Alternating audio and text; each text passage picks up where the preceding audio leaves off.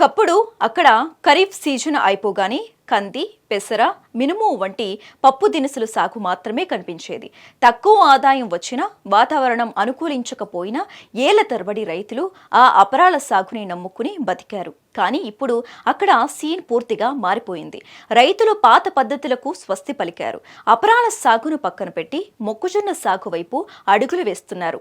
నిన్న మొన్నటి వరకు కేవలం తమ ఆహార అవసరాల కోసం నాటు విత్తనాలు వేసుకునే గిరిజన రైతులు ఇప్పుడు అత్యాధునిక హైబ్రిడ్ విత్తనాలతో ఏకంగా వాణిజ్య పంటగా మొక్కజొన్నను పండిస్తూ కాసుల వర్షం కురిపిస్తున్నారు.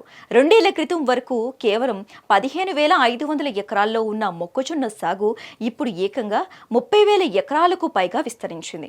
విశాఖ ఏజెన్సీలోని కొయ్యూరు, చింతపల్లి ప్రాంతాల్లో మొక్కజొన్నకు ఈ రేంజ్ డిమాండ్ ఎందుకు వచ్చింది? దీనికి పెట్టుబడి ఎంత, లాభం ఎంత? ఇప్పుడు తెలుసుకుందాం.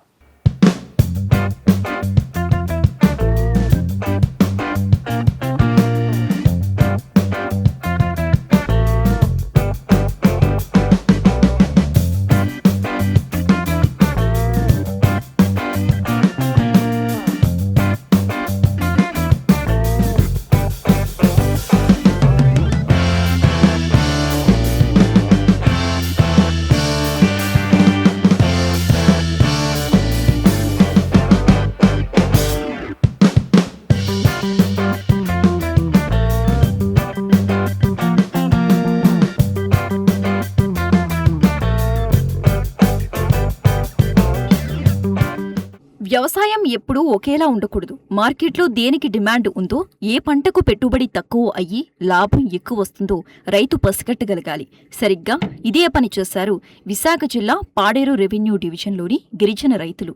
ముఖ్యంగా కొయ్యూరు, మంప, రేవళ్లు, మర్రివాడ లాంటి ఏజెన్సీ పంచాయతీల్లో ఇప్పుడు ఎటు చూసినా పచ్చని మొక్కజొన్న తోటలే కనిపిస్తున్నాయి. గతంలో రబీ సీజన్ రాగానే అపరాలు వేసేవారు. కానీ అపరాల కంటే మొక్కజొన్నతోనే రైతులకు ఖచ్చితమైన ఆదాయం వస్తూ ఉండటంతో Mallikarjuna Swamy check dam, Chidipalem check dam ఆయకట్టు కింద, అలాగే బోర్లు ఉన్న భూముల్లో రైతులు పూర్తిగా ఈ సాగుకే మొగ్గు చూపుతున్నారు. ఇది కేవలం రైతుల ఇష్టం మాత్రమే కాదు, ఇండస్ట్రియల్ డిమాండ్ కూడా తోడవటంతో ఈ కమర్షియల్ క్రాప్ ఇప్పుడు ఏజెన్సీకి ఏటీఎం లాగా మారిపోయింది.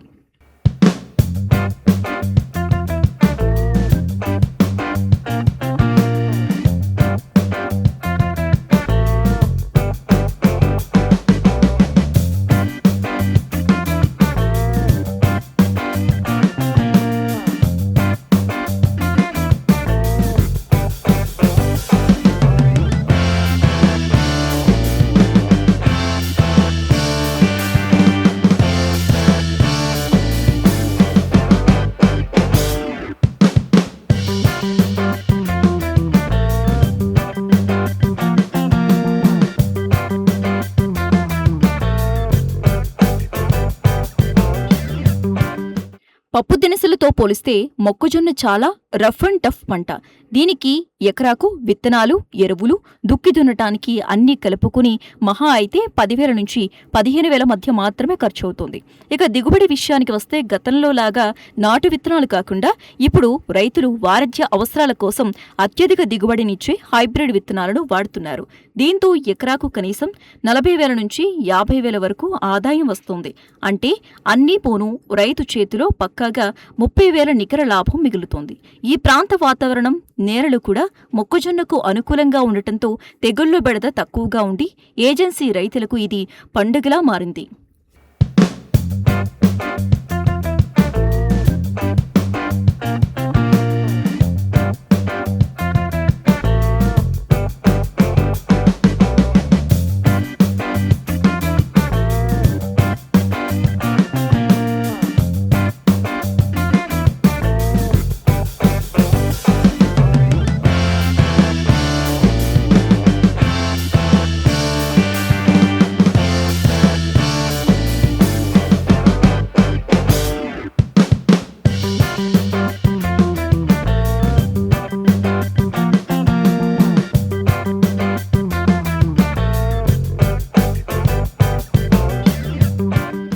రైతు పండించిన పంటకు గిట్టుబాటు ధర రావాలంటే మార్కెట్లో డిమాండ్ ఉండాలి.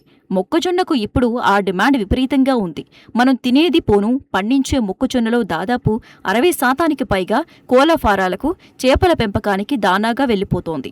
ఈ రెండు రంగాలు ఆంధ్రాలో బలంగా ఉండటంతో కంపెనీల వాళ్లే నేరుగా వచ్చి రైతుల దగ్గర పంటను కొనుగోలు చేస్తున్నారు. ఈ గ్యారంటీ డిమాండ్ వల్లే ఒకప్పుడు 15,000 ఎకరాల్లో ఉన్న సాగు ఈ రోజు కొయ్యూరు, చింతపల్లి పరిసర ప్రాంతాల్లో 30,000 ఎకరాలకు ఎగపాకింది.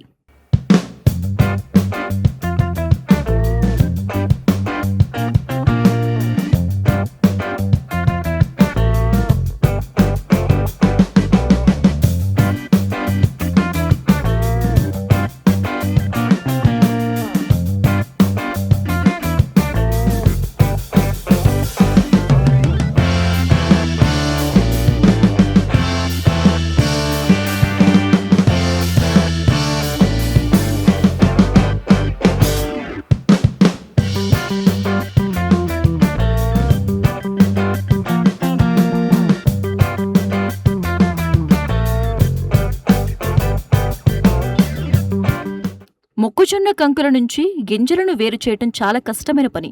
దీనికోసం వాడే ఆధునిక యంత్రాలను వ్యవసాయ శాఖ రాయితీపై అందిస్తే తమ పని సులువు అవుతుందని రైతులు విజ్ఞప్తి చేస్తున్నారు. మార్కెట్లో బ్లాక్ మార్కెట్ కాకుండా మేలు రకమైన హైబ్రిడ్ విత్తనాలను ఆర్బీకేల ద్వారా సబ్సిడీకి అందించాలంటున్నారు. అలాగే వేసవిలో సాగు చేసే ఈ పంటకు 3 తడులు నీరు అవసరం. కాబట్టి వాటర్ ఇంజన్లు, మోటార్లు, పైపులను రాయితీపై ఇస్తే ఈ 30,000 ఎకరాల సాగు కాస్త రేపు 50,000 ఎకరాలకు పెరిగే అవకాశముందని రైతాంగం ప్రభుత్వానికి విజ్ఞప్తి చేస్తోంది.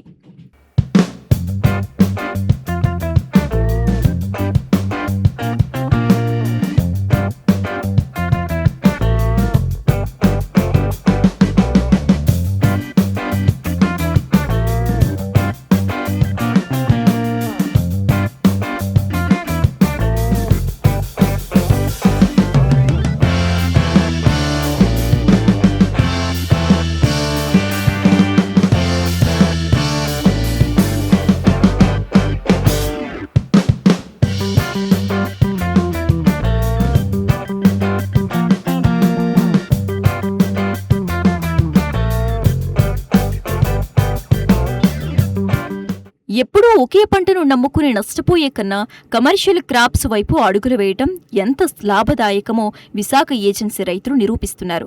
పెట్టుబడి తక్కువ, ఇండస్ట్రీ డిమాండ్ ఎక్కువ. ఈ రెండు మొక్కజొన్నను ఇప్పుడు ఏజెన్సీ సిసరైన సిరుల పంటగా మార్చేశాయి. ప్రభుత్వం గనుక ఈ రైతులకు యంత్రాలు, స్పేయర్లు, నాణ్యమైన విత్తనాలను రాయితీపై అందిస్తే ఈ ప్రాంతం రాష్ట్రంలోని అతిపెద్ద కార్న్ హబ్గా మారటంలో ఎలాంటి సందేహం లేదు.